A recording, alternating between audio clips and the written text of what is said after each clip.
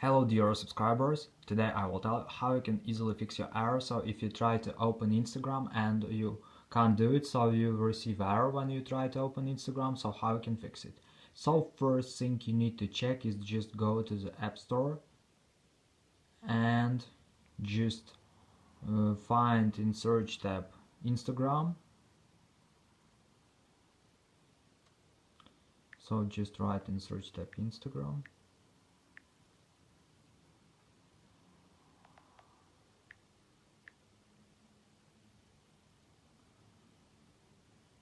So now you just need to remove this version of your previous download. So just tap on icon and just move it from left to right until you will see the delete button here. So just tap on delete and just submit removing Instagram, and after just go back to App Store and just reload Instagram.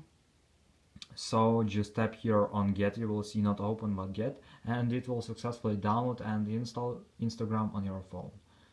So just try. And also you need to check your internet connection, so maybe you have errors with your internet, so just check it.